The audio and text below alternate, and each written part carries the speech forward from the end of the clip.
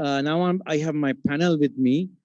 Three of my colleagues are seated beside me, and the ambassador from Malaysia. He's speaking to us from his office in Colombo. Ambassador Tan Yang Thai is the current High Commissioner of Malaysia in Sri Lanka and Maldives. He's based in Colombo. Prior to becoming here in 2018, he was the Undersecretary of South and Central Asia Division of Ministry of Foreign Affairs in Malaysia. Since joining the Malaysian Foreign Office in 1995, he has served abroad as a Consul General to Shanghai, People's Republic of China, Minister Consular at the Embassy of Malaysia in Moscow, Russia, and Second Secretary at Embassy of Malaysia in Tashkent, Uzbekistan. So Ambassador comes with a lot of experience, and he's going to share with us what his country, Malaysia, truly Asia, is doing right now. And then I will move on to the colleagues here at the panel with me at this hotel. Thank you. Over to you, Ambassador. Thank you very much, Hiran. I hope everybody can hear me. I'm very honored to be here in this prestigious summit. And I just wanted to share a little bit. Malaysia is like the rest of the world, unfortunately, is suffering from the effects of the COVID-19, and especially in our tourism industry.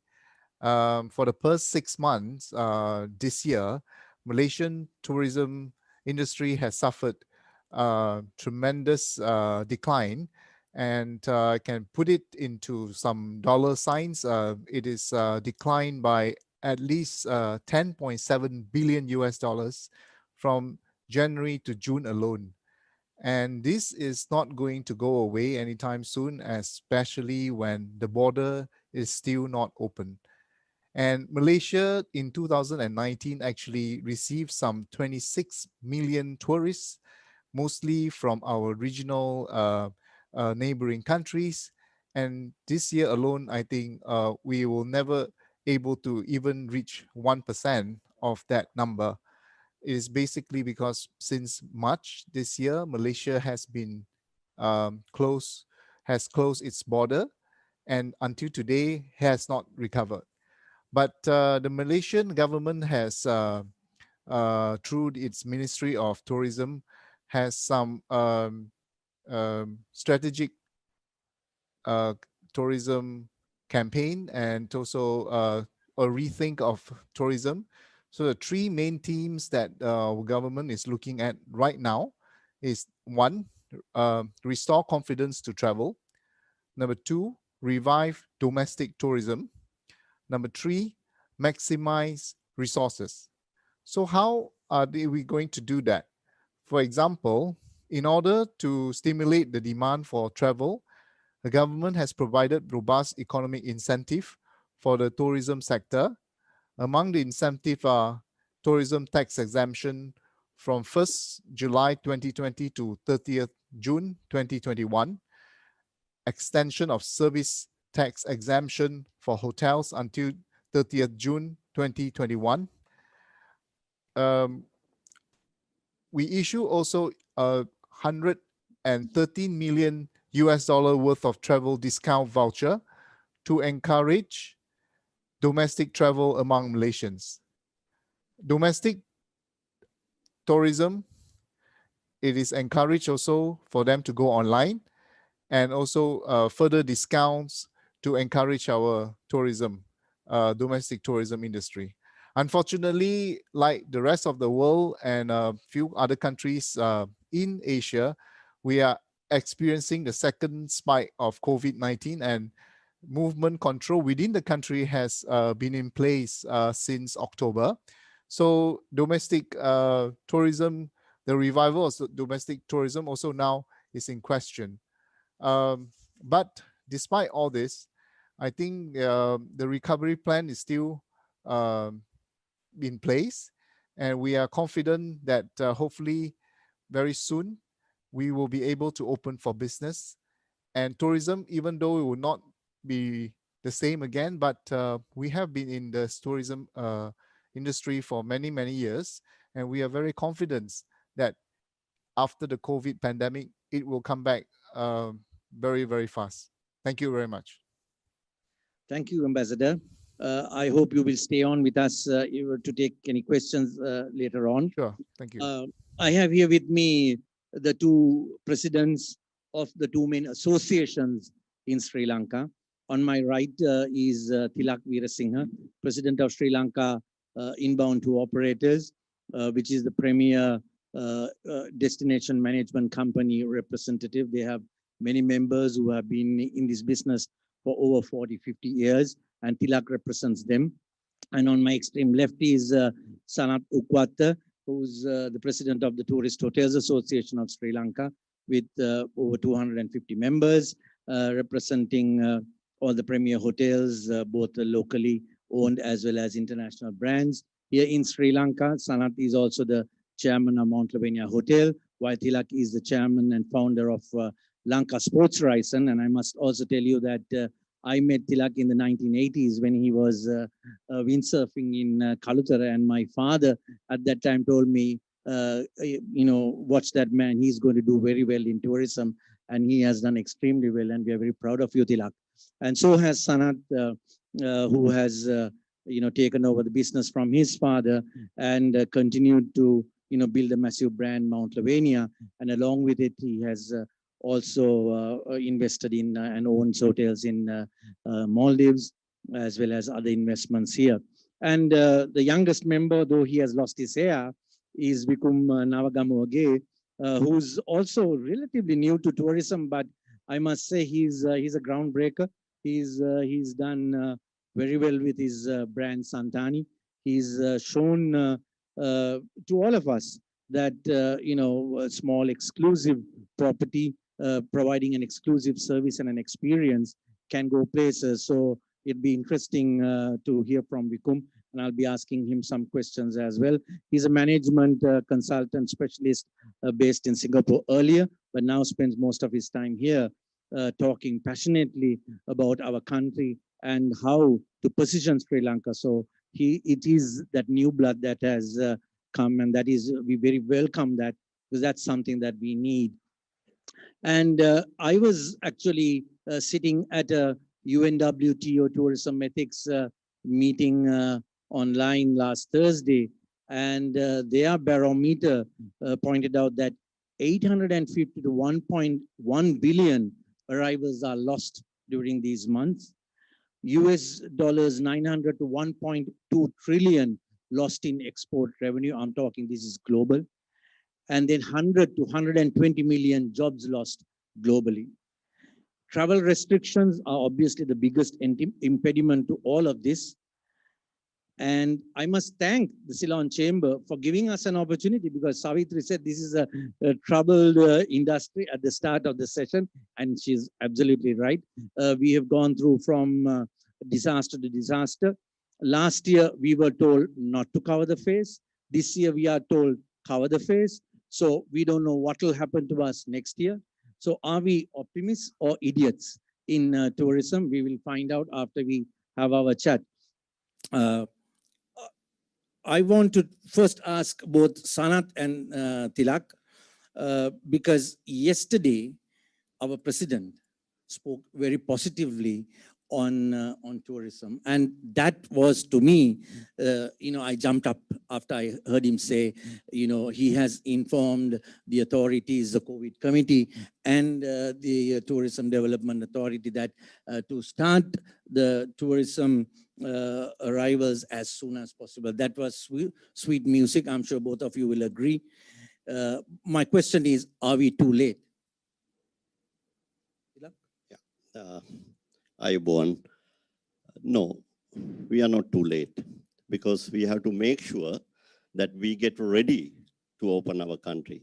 The health pandemic hit us so strongly, but if we make any mistake at this junction, we have to face again another issue. So therefore, we are not too late, but we did a lot of studies. We had monitored what the cases of the other countries who have been reopened, and also some supposed to open by January, but they had postponed. If you think about the regional the countries which has been open. At the same time, if you think the challenges that we have to face, I think we have to take all this into consideration. I think most of our officials has been worked very hard. Now we almost in a conclusion time. I think President gave us also more or less a direction. I think now is the time to open by following the health guideline. We are not late. Sanat?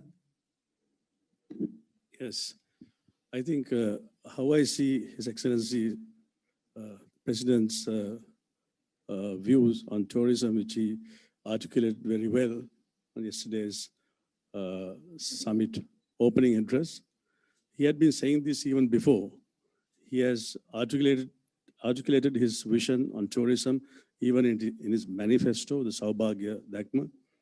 It is very clear. It's also open our minds in the sense that he emphasized that we got to reposition the country. You know, for the last 30 years, as industry players, we all know that we have been selling or marketing Sri Lanka on price. He was very clear in his vision that Sri Lanka needs quality more than quantity. That's his underlying message. So it delivers a very strong message for the industry that we got to change our game plan going forward. We need to look at how to attract high spenders. When I say high spenders, not necessarily the rich clients. You know, it's quality what matters. You know, from $40, we can go up to $50 or $60. From $70, we can go up to $80. That is the concept, what I believe that he was trying to convey. So I think we need to put our thinking caps and we need to work very closely with our regulator, the SLTPB as well, and find a way how to market or reposition Sri Lanka in order to attract a different type of clientele, different profile of clientele, rather than we've been attracting up to now. Vikum, you would like to comment on that, or you? Thank you.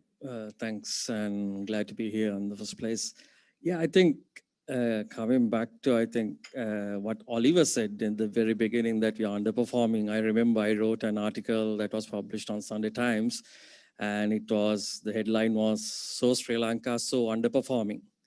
And I think finally all of us are now agreeing that we need to reposition ourselves.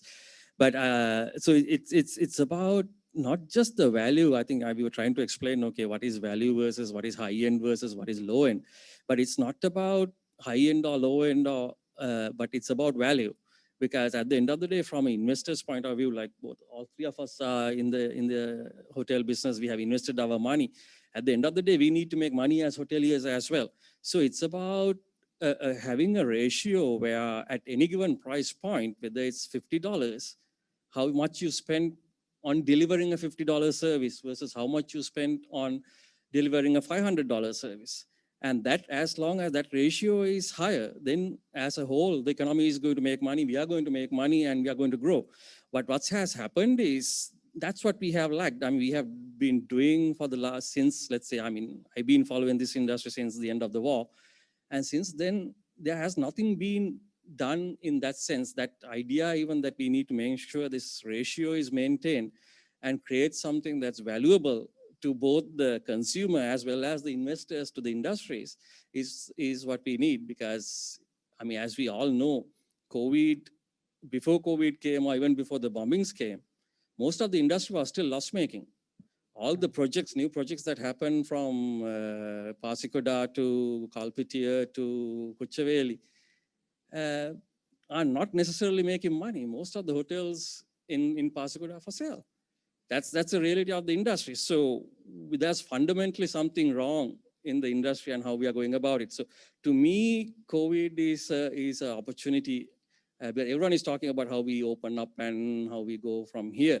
But I think this is a time where we have to take a step back and understand where we have been going wrong, because we have been going wrong for the last 10 years, honestly, to me. Yes.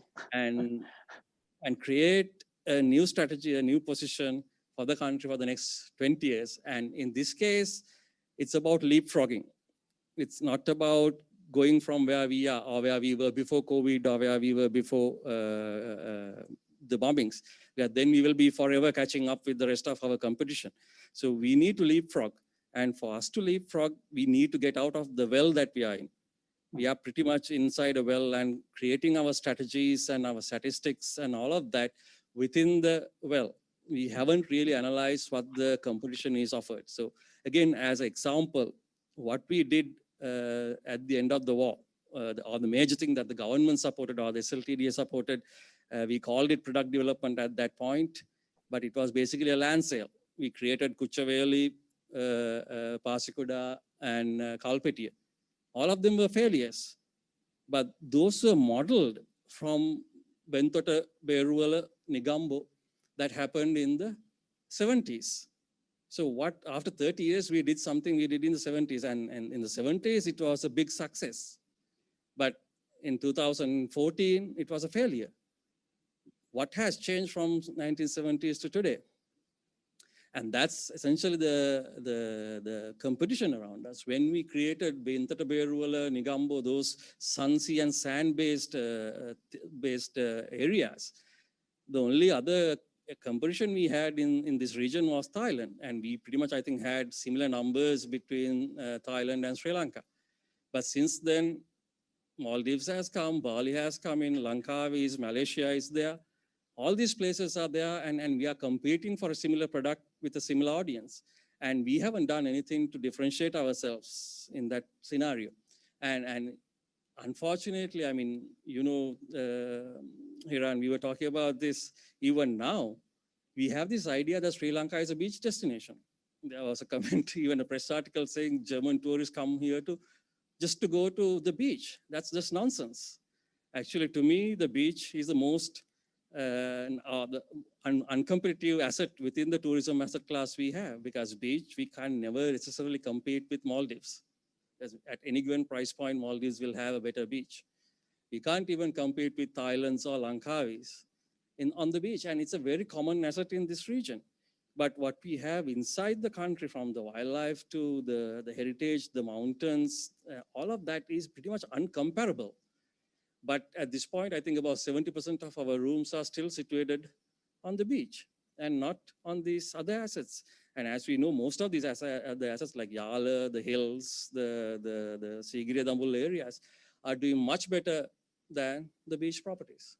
So we need to analyze all of that and try to leapfrog, create a strategy, as everyone was now saying, to go from here. Well, yes, thank you, Sanat, for bringing that, you know, what HE said yesterday about high-end tourism, and Vikum articulated his point of view. I think we, as the two main associations, the Hotels Association and the Inbound to Operators, has a role to play in it as well. I think, Vikum, you were very forthright in what you are saying about your view and so on. But I think the two main associations, I think the travel agents will also have to play a leading role in getting to this. So do you think that the travel agencies and the hotel association can work together on lifting the experience and getting the higher end, high value tourism into our country? Yeah, yes, definitely. We are working together. At the same time, now we have to think, what is this high end, high value? So we be in a country, year round we have a warm water. And one of the side, during the season, we have a calm sea. Then we have a misty mountain. We do have a good wildlife and also a lot of terrain for hiking. And we have to add those to your itinerary if you want to make money. But if we say high end only based on the hotel price or the price that what float in the market, I think that is not the future. Future is a value addition. If someone can train to be a fishing guide, that is again another hard work. You can't just be a fisherman to say, I'm a fisherman and I take the foreigners out for fishing.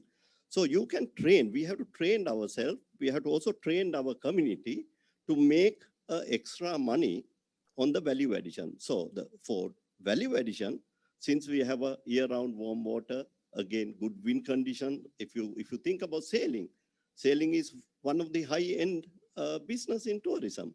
So we don't see that much of sailing around the country. We can see little sailing with the small boats, but not yachts or not big boats. But there is a market. At the same time, see how many hikers are coming into Sri Lanka. Now, when we take before the 19, we got a lot of groups coming into the country with multi-activity tour. It's not only the highlight, but in between the destinations, let's say from mountain to the beach, they do a lot of activities. They do hike, they do bike, they do canoeing, they do kayaking. All that has been included in our itinerary. I think adventure sports is something which can be very important to look at, again, high-end or the different level of tourism. I also strongly believe if we add value add now, when we talk about Pasikuda is one of the beautiful places for divers, and you have a lot of shipwrecks. But we have few hotels. We do diving programs. We have clients coming only for that, but we need nationally think about it. We have to develop those areas because underwater, you don't see at once. So you have to have a professional. So you have to get a professional input, then develop the place. Take Arugambe. Arugambe, nothing else than the wave. So we have a few different waves in and around Arugambe. So Ulla Point is one of the famous point in the world for all the surfers. They are not coming to Arugambe just because of Arugambe. They are coming to Arugambe just because of the wave. So wave or the product or the natural resources are available in Arugambe. So if we can develop those areas, if we can get value to those natural resources, I'm sure we can look at totally different picture to build our tourism with more value additions. I want to bring Oliver in. Oliver, Vikum said that 70% of the hotels are on the beach, and that beach is not the proposition, or that people are no longer in need of the search of the beach, and that we cannot compete with other destinations. And I know you know this country very well, having traveled all over. What is your input on that? Hiran, it's 100% right. Beach is a product. Beach is Coca-Cola. Beach is a Toyota Corolla. Beach is going to HMN and buying a shirt. It's not an experience. And so your previous speaker was highlighting, this idea of the value add. Value add to me is the experience development. Hiran, when I go to your hotel, I don't want to go to your hotel and just sit on the beach. I want to go to your hotel and I want to talk to your chef. And I want your chef to tell my wife and my mother and myself how to make hoppers and where that recipe came from. It came from his grandmother, and where we get the ingredients from, so that I can rent a car or take a local tour guide and I can go into the areas and find the local ingredients. This is the essence of what Sri Lanka has. If Sri Lanka goes down the path of just trying to create products, it will always be stuck in tourism development 101. We need to elevate it up. We need to figure out what is that actual brand position? What are those experiences? And then how do we match that to the type of consumer that we know values what Sri Lanka has on offer? Hiran, my family's genetically from Goa, right? My parents were born in Goa, and I'm Canadian, but I'm Goan, right? Goa is the opposite of how Sri Lanka wants to develop. Goa is products, beaches, and low-cost charter-based travelers. If you're looking at a volume game, great, let's emulate Goa. If we want to go to what makes Sri Lanka tick, and that might be Sigiriya, it might be the beach, it might be your food, but it's really the essence of what it is to be Sri Lankan. And the type of traveler that we know represents 12 to 14% of the global traveler market, this experiential traveler and this authentic seeking traveler, they want Sri Lanka. But when I go to Expedia or I go to Travelocity and I try to buy a Sri Lankan vacation, A, it's almost impossible, or B, what's on offer is low price point, sit on the beach, and really not get any essence of Sri Lanka. So I think we're all aligned on your panel here that we need to go to a higher value traveler. I think your second speaker said it 100% right. COVID is our game. It's our opportunity to actually think of the Sri Lanka that we want, not the Sri Lanka we've inherited. And this is the opportunity. 2021 is our opportunity for 12 months for Kamali and her team to invest and do figure out how we can fix Sri Lanka Tourism Development Authority and Sri Lanka Promotion Bureau to actually help, not hinder the private sector. You hoteliers don't need to be spending lots of money going to trade shows. You need to be subsidized to go to the trade shows so you can do what you do well, close deals with high value tour operators. I can go on, Hiran, but let me pass it back to your speakers. No, go ahead, because this is important, Oliver, because I think what Vikum said and what you're saying, and I hope many youngsters in hospitality and tourism are listening to this forum. If not, at least it'll be recorded, and I'm sure the chamber will share with a lot of people. It is important because this is the opportunity we have to change what we have been doing. And Vikum, as I started by saying, he's a game changer, and he's a young man whom we admire. And you are a game changer, traveling across the world and so on. So yeah, go ahead if you like. Otherwise, I can bring you in later. Yes, so just very quickly, Hiran, and I won't take time. We're working with a few destinations. One of them, we're working with South Africa. South Africa realized, look, 2020, 2021, it's kind of lost for tourism. We're going to try to get as much domestic tourism as we can get back, get people to spend money in restaurants, get people to maybe spend a weekend in the hotel with the domestic market. That's great. That's going to keep our lights on. But the game change in all of this, which South Africa has realized, is from the supply and the demand. Do we have the right supply? Are we effectively positioning it? Do we have the right staff? Are we paying them the right wage? Do we have the proper training? Do we have the proper quality control measures in place that match it in with the demand? Do we have the right brand positioning? Do we have the right price points? Do we have to go after the right channels? This isn't hard. You are all very, very smart business people. I say the two smartest business people in the world are Sri Lankans and Sri Lankans that live in England or Canada. So you know what you're doing right. You just need to put the ingredients together, and this has to be in partnership with the private sector and government. When you're at loggerheads or government's not working for the private sector, that's a recipe for disaster. The destinations that are getting it right have a good, effective DMO or National Tourism Organization, really good, effective travel and tourism industries, and they're able to put the ingredients together. And right now, I think you've done an awesome thing creating the Tourism Alliance. They know what they're doing. Let's empower them with Kamali's new team to try and figure this out in 2021. And you've got resources. MDF, they're smart people and they've got money. So let's make it happen. This is our year to make it happen, Hiran.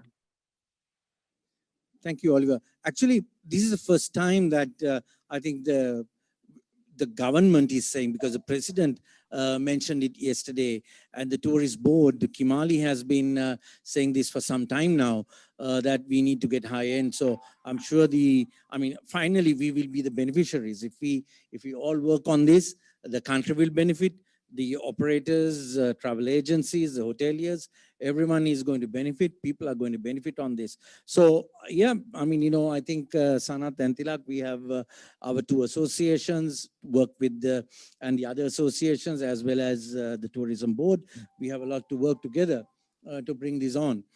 Now, I'm going to ask the ambassador a question, because, one of the things that came out was every country, ambassador, has its own COVID protocols. And now we are actually again, the industry and the tourist board is going to meet our COVID committee to, establish our own protocols.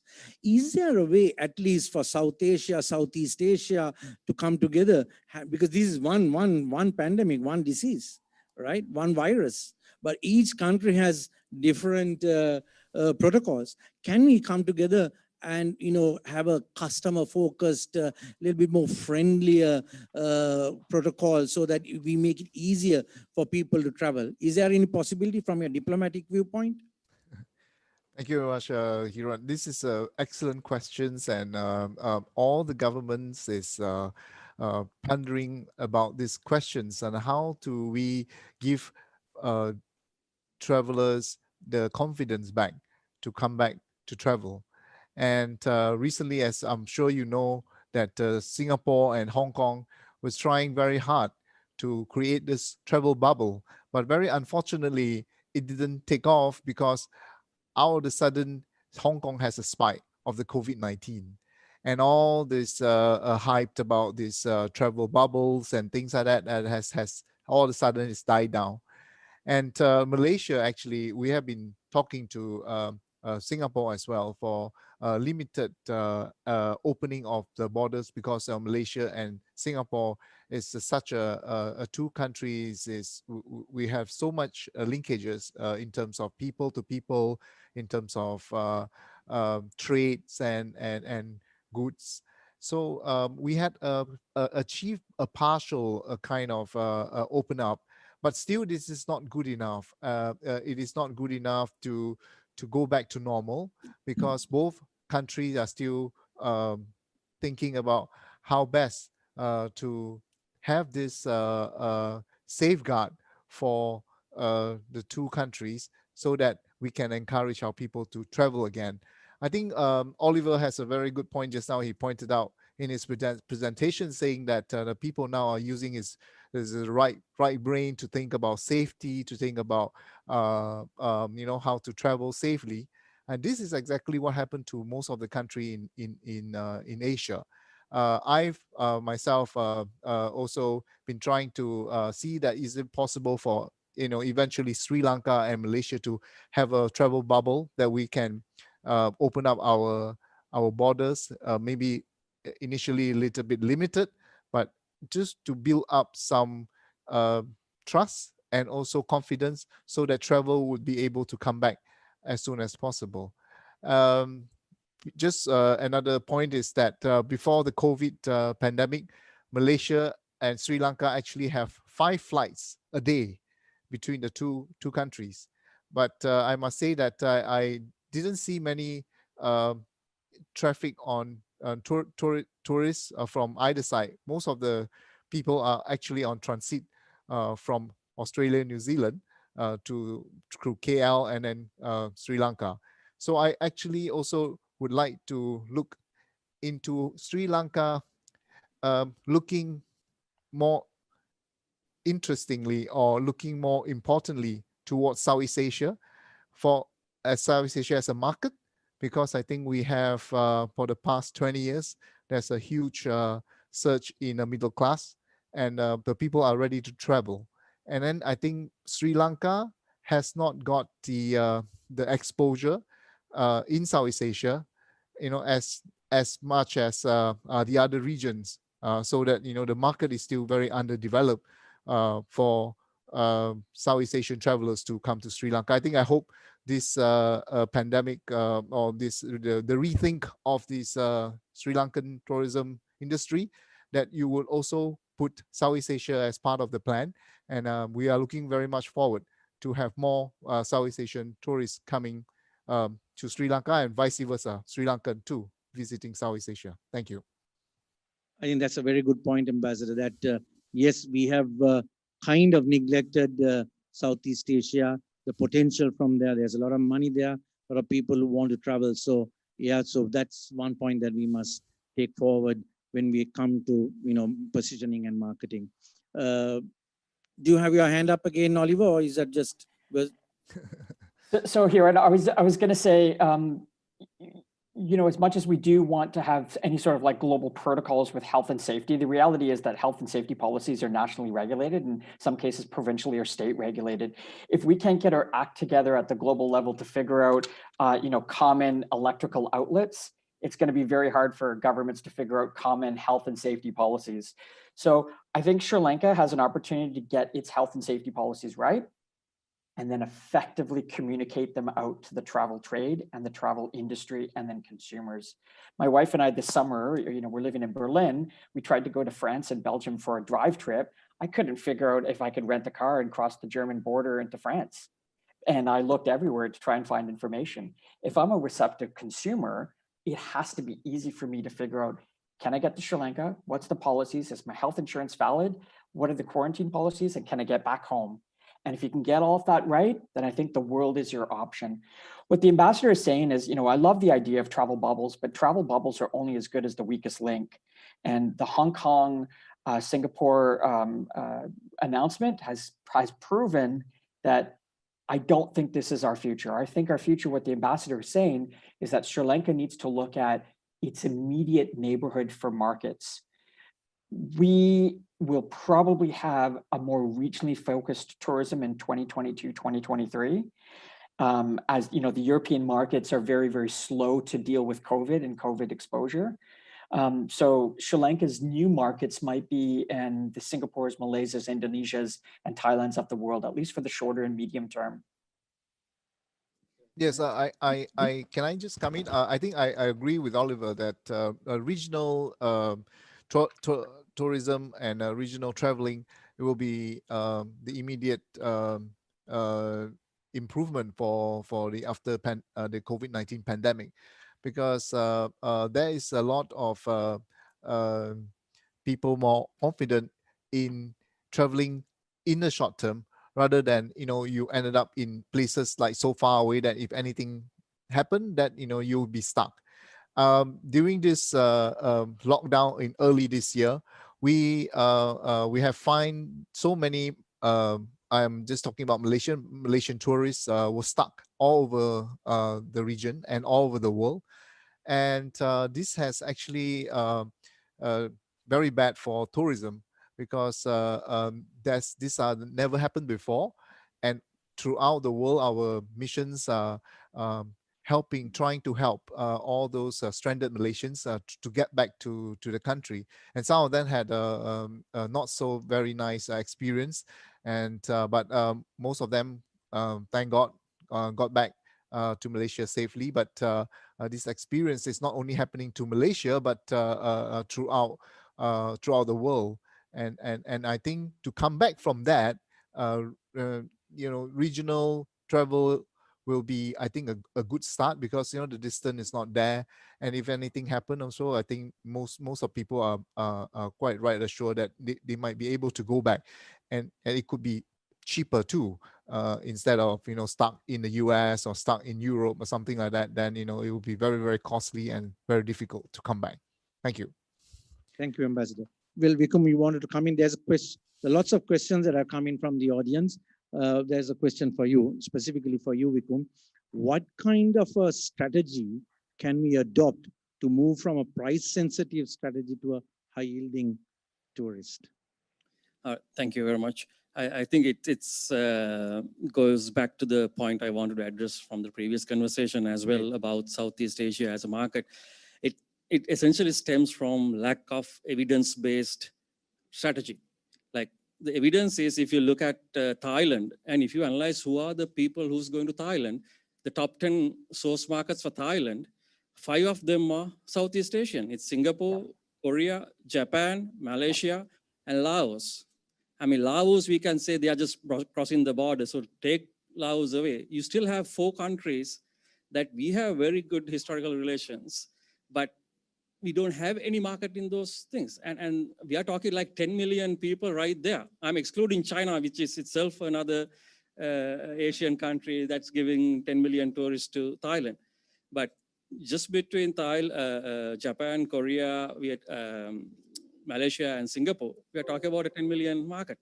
And I know, because there was and we don't have anything, and our attitude is also lacking there. And I know there was a new ambassador who came to Singapore, and before taking her posting, I think she spoke to the SLTD or whoever within the industry, and she wanted to kind of go there before going there, create a strategy and go talk about it. But the feedback she got is, we are not interested in Singapore, which is just baffling, absolutely baffling, which means we don't know what we are, where we want to go. So that's what we need to correct ourselves. So from a strategy point of view, coming back to the specific question, moving from a generic tourism to high yield tourism is about understanding us, what we have, understanding what the market needs, understanding what the competition is providing for those needs, and how do they do that, and how do they communicate that to those markets. And at each price point, again, this is not high-end or low-end. This is about high yielding. And we can work that at each price point from $100 to $1,000. We need to understand, okay, who are going to Thailand, from where are they coming, what are the products they are consuming, and do we have a competing product or a better product or a base product that can compete with them? So, I mean, if you take, again, a relevant example, a lot of people go to Thailand for sex tourism. Now, that's something we can't do, and we don't want to do. But everything else what Thailand offers, we can do.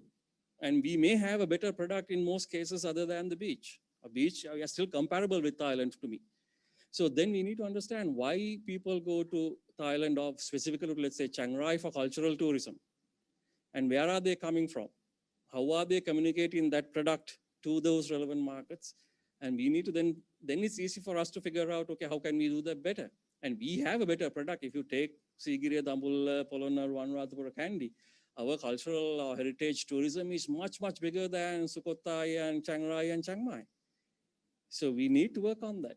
And it's just simply evidence-based, unbiased strategy making rather than visual thinking, which we think is the right thing. Thanks, Vikram. There are a couple of questions for Oliver. I'll read out one, Oliver. Some hotels and resorts concentrate more on experiential products. How can this be mirrored to get brand Sri Lanka in the same line? Do you want me to repeat the question? No, so it's funny, Hiran, because it should actually be the opposite, right? The brand tenants should be dictating the kind of products and experiences that Sri Lanka is developing and offering. So again, this becomes the disjoint between what the private sector is doing and largely speaking, they're probably driving the agenda versus traditionally in the past, what hasn't been happening at the Sri Lanka Tourism Development Authority and Sri Lanka Tourism Promotions Bureau. I don't want to harp on that, but because I'm a big fan of Kamali and I think she has a change management mandate. I think you have the smart people. You know what you're doing from the private sector's perspective, and again, as I mentioned, I'm a big fan of the Tourism Alliance. I think there needs to be an opportunity for the private sector to influence what Kamali is going to be doing at the strategy level, because the government doesn't drive tourism, the private sector does, and they deliver the tourism experience, but they provide the enabling factors. And part of that is, the proper brand positioning and developing out the awareness of Sri Lanka, ensuring that we're targeting the right channels and the right consumers, doing the research, figuring out the quality control measures. This empowers and this supports the private sector to then deliver on your goods. So to answer that question directly, I think we need to change the conversation. We need to ensure that the government is effectively positioning and really implementing that Sri Lanka brand to make sure that it is in fact right and it's the truth. And then it allows the private sector to figure out their experiences to align with the brand. Thanks. There are a few more questions. I think these are questions for any one of you to take on. One is, this is a good one. How do you intend changing the mindset and involvement of the stakeholders? Let's not make the COVID an excuse for another failure when the situation improves. Sanat, I'm going to retire. I seem to be getting all the change of mindset is required, but actually, we have to look at the objective first. What is our objective of Sri Lankan tourism? If we can clearly articulate our objectives, I think most of these questions will fall into place. A lot of points have been discussed about Thailand, and His Excellency also mentioned about Malaysia.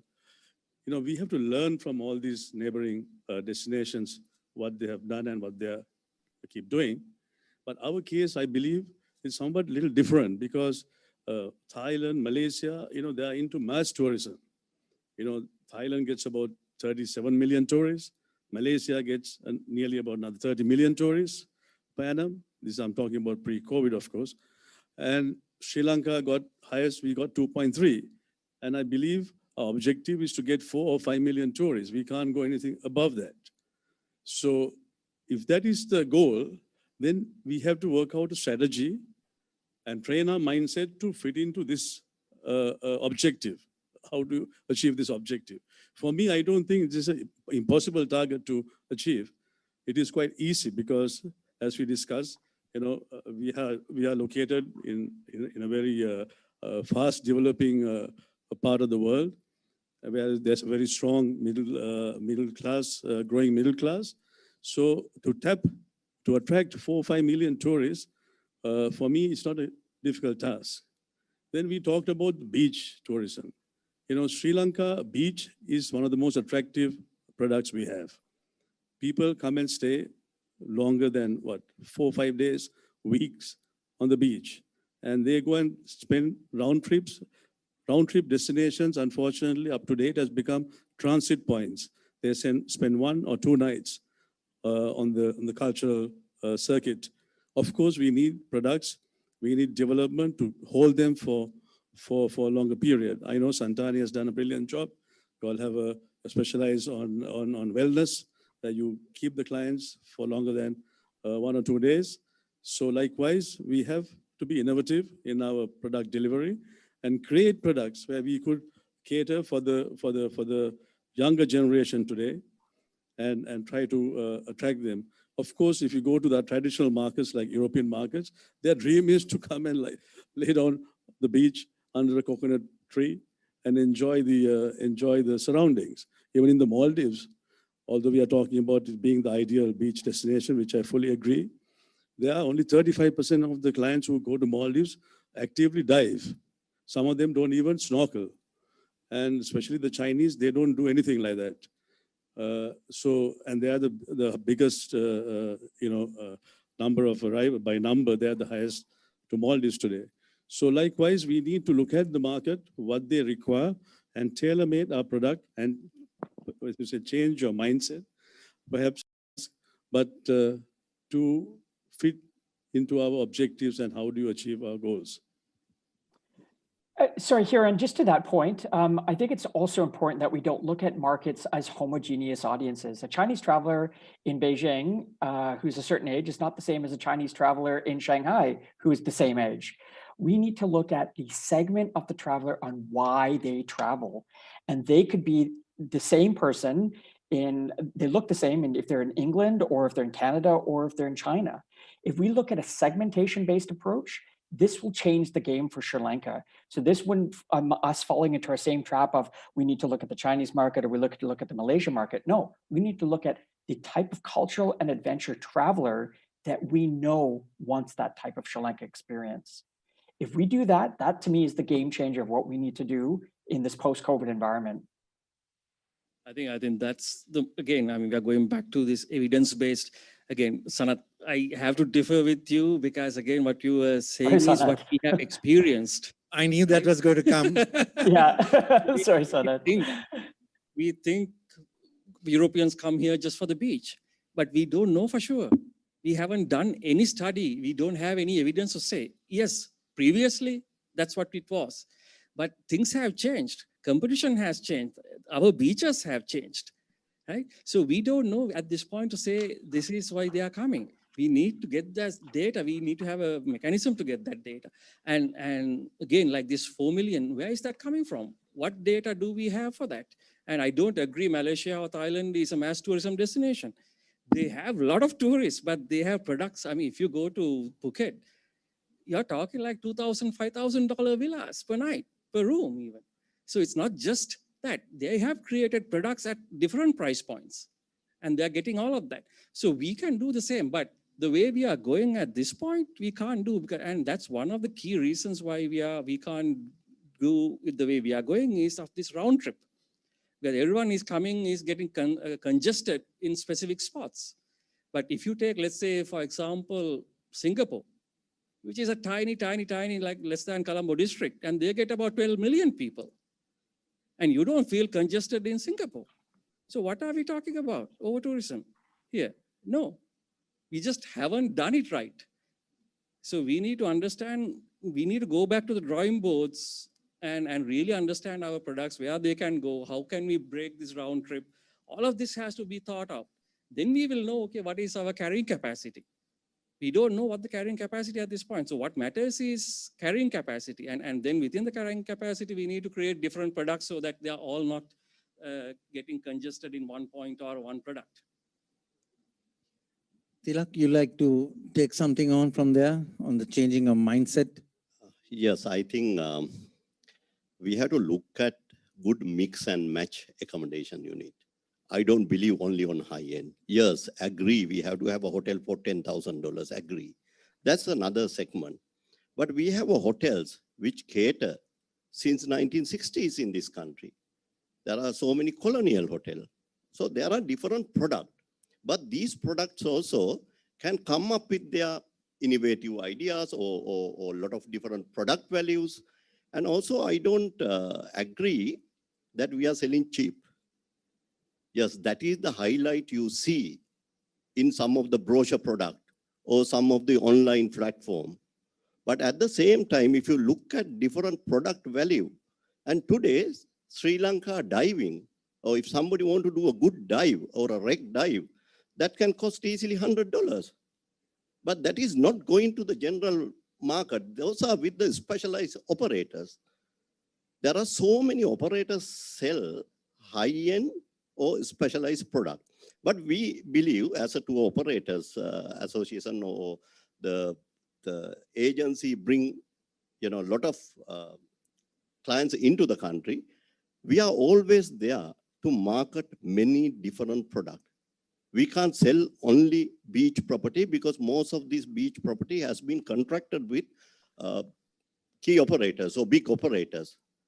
And here as a tour operators, we have to also look at the value addition.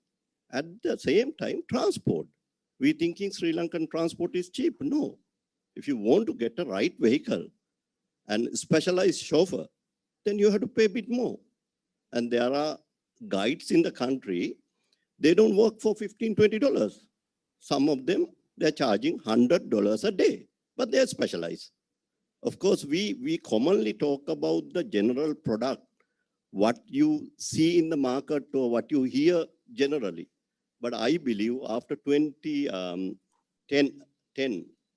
till 2020, there was tremendous increase of the specialized product, but it is not seen, it is not visible that much. We operate that within our circles. Otherwise, there are operators, small operators. Today, they are very successful. As Hiran started, myself, I start with water-based activities. And today, we are one of the large inbound operator. What are we doing? We had always introduced a different product value, but we don't sell that cheap. If somebody come to one of our hotel and say, yeah, what is this? This is maybe a small property in the mountain, but it doesn't look a big property, but that is a kind of property what hikers are looking. Here in our country, we have a place-to-place hiking. We go from one hotel to other hotel. There are products that you go for 6-7 days by walk, but these products are available, but we can't do it in mass way. Why we are not doing it mass way? Then it won't match in mass tourism. The clientele is different. Clientele is paying to have their really experience. So it's not the only accommodation unit or the size of accommodation unit. I think the product value has to be added. That is number one. And also the training and education on different subjects has to be improved in Sri Lanka. If those values come in, I'm sure we can sell it at a different level. I think you answered one of the questions. One of the questions was, is there enough training and development for this kind of thing? So you answered that question. I'm going to ask one more from this, I don't know, maybe hundreds of questions that are coming. We all want the high spenders, but don't we have overcapacity in accommodation? Maybe I'll ask this from Vikum. Should this not be regulated for demand versus supply? Again, my point is it's not about high spenders or high end. It's about high value. And it has to be value at from $100 to thousands of dollars. So it's not about high end or low end. So then with overcapacity, again, is the question, I think I mentioned this at the very beginning, like why is Pasiguda reeling. It's because it's a bad product. It's not serving the needs of the market. And at that price point, you can go to better beaches or at a similar beach at a cheaper rate in Thailand or in Malaysia or somewhere else. So it's just a wrong product. It's nothing to do with overcapacity. It's about bad planning and bad products being introduced. You have a bodyguard with you. if the Pasikuda developers are listening. No, I mean, we need to realize where we are. If you have to move forward, if you have to leapfrog, we can't leapfrog with the wrong understanding. Then we are going somewhere else. Vikum, I had to disturb you. I have a property at Pasikuda. I'm making money. No, I'm making money. Don't shoot me. I'm making money just because of the specialty. Yeah, no, exactly. So that's we have a specialized product. That's a whole point. So the others can adapt those. Yeah. No. So it's not about. I mean, we need. It's not about. I think Oliver mentioned that it's not about just building a hotel on the beach and saying, yeah, this is it. It's not. We have to differentiate. So as long as we can differentiate, I don't think we have overcapacity. And then overcapacity also comes from lack of demand. So on that's where the country positioning and country marketing and all of that has to come in together. So we need to manage both supply and demand. And then overcapacity will go. I think we have much more to give in this country than 2 million tourists. As the discussion is nicely heating up, I'm going to slightly change the topic, but this is very relevant. I think Oliver and everybody else will agree now, and you said it, Oliver, that safety and security is primary. I mean, today is number one. But we are now talking only of safety on COVID, right? But there are other safety issues as well. As I said before, last year we were told to take the face mask off. Now we are told to put a face mask on, right? I'm telling you because we had a terrible incident on Easter Sunday 2019. Now, reconciliation, peace through tourism. This is something that Taleb Rifai, when he was a UNWTO Secretary General, brought in the 4th P in tourism: people, planet, profit, and peace. Shouldn't we in tourism, be the catalyst for peace? Because the Middle East, Africa, Asia, there are lots of issues. Maybe Ambassador, you can come in on this first, and we have 10 more minutes left. Maybe if we can keep our answers short, but that'll give everybody a chance to respond to this question. Peace through tourism. Can tourism be a catalyst for peace? I believe so, and we can see this in many instances. For example, the tragedy happened in one place, but the tourists coming back it's a very reassuring. It happens in Sri Lanka last year within a very short span of time after the unfortunate terrorist attack. 2019. It also happened before in Bali, but it took a little bit longer time. I think it was about 1 year after the Bali bombing incidents. Tourists came back, and this is reassuring to the country and also to the local community that we will be able to overcome all this tragedy. And we see this all over and over again. And I believe we are going to see this more. Thank you. Thank you. My question is, can we play a role in preventing these tragedies, by building more harmony and so on? Sanat? Well, I mean, tourism is all about sharing cultures and building friendship. So I believe in that perspective, we can promote peace between nations and between cultures, between people. But coming back to this Pasikuda, I have to defend Pasikuda because there are lots of my members who are based there. By the way, Pasikuda is just an example. Yeah, but I want to tell you that it's for me it's one of the beautiful stretch of beach in Sri Lanka. It's totally deserted. You don't get too many people interfering like in the south coast, southwest coast. The visitors who go there are left alone.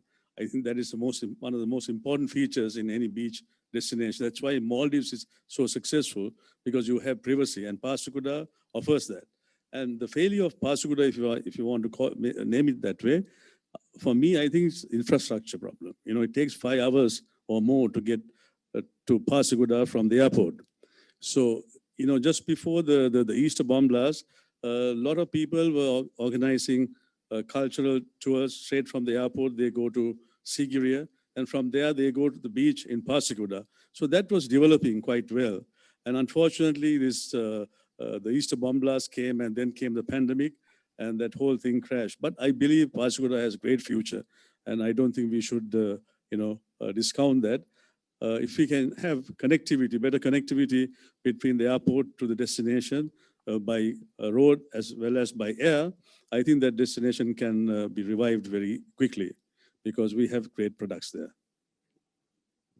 And also that is a bay within a bay.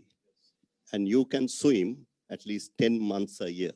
So that's another advantage at Pasiguda. So that's again one point what I want to add to that. It's not just the connectivity, it's this misconception about our seasonalities.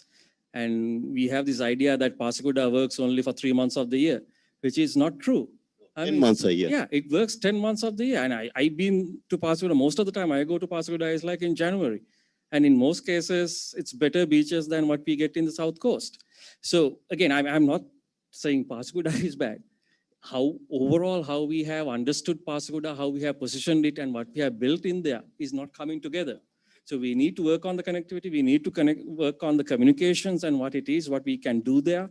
And the products itself has to differentiate. As Tilak was saying, just can't say, okay, Pasiguda is a great beach and here's a hotel. We need to create more experiences that differs from maybe what Maldives can do, or Thailand can do, or Malaysia can do. Then yeah, any place can, in Sri Lanka can work. Coming back to peace, I think that's what we all hope for. I think at this point, travel, I think Sanat said it's about sharing. And more we travel, more we understand about other cultures, other people, their issues. And I think that helps in general to build empathy in everybody. So, and having empathy, I think, is the stepping stone to having peace in this world. There was a question whether are we having an overcapacity of our accommodation unit. I would say after 2010, all of us were speeding to, get more rooms. That's why homestays started, because we haven't got enough rooms at that time. But by about 2015, of course, we had the rooms, but we had also cater from 500,000 to about 2 million. And year 18, it was little over 2 million. But our room capacity, actually, which has been registered with the Sri Lanka Tourism SLTDA, is about 50,000, less than 50,000. But informal sector is having another 40,000. With all that, still those who have a right product, they manage to still sell. Very difficult to even find a room at those products. That's number one. Number two, there are investors who just invest on the beach. They came, they build a hotel, and then they are complaining about the rates and all that. No, that is just because of, they didn't really study the market segments, or like everyone says, they don't have a right product. So if they start with the right product, I'm sure we can sell. And the number of rooms what we are having, it is not that much. Because if we go for 5 million tourist target, I think still we need more unique units. But those can be built at different level. I think this can be built with the different product value, different price value, and some value addition to it. So that's what I think of the overcapacity over the. Yeah. Thanks, Tilak. Yeah. Oliver, you have anything to say? Well, that's a tough question to answer. I always have something to say. Two minor points here. And I do not believe in overcapacity. I believe in undermanagement. And there are so many destinations, even at the subnational level, where they just do a really poor job of managing the effective balance between supply and demand and consumer interest and travel trade engagement and balancing it from a seasonal perspective. So, if we're seeing overcapacity in certain areas of Sri Lanka, then my big question is, what can we do from either a legislative perspective or a proper strategy perspective to ensure that those properties can be successful as other properties? So that's the first point. The second point is it's very theoretical to say that tourism can be leading to an expansion of peace and the linkage to peace. I think first and foremost, we're in the business of economic development with tourism. And in the business of good economic development, if Sri Lanka does tourism right, then a natural outcome will be peace and harmony in the society, because it means that we're paying people a living wage, that we're employing more youth, that we're giving more opportunities to women and minority groups, and that this is putting good foreign exchange into the Sri Lankan economy. So if we do tourism right, I think a natural extension will be peace, but let's not that be the be-all and end-all. The be-all and end-all is good, solid economic development and empowerment of Sri Lanka's economy. Good. Ambassador, last words from you. I think you're muted, Ambassador. I'm very hopeful that we will be able to come back from COVID-19 pandemic, and it will come back strongly. I believe regional tourism will be the stay, but maybe in a little bit longer term that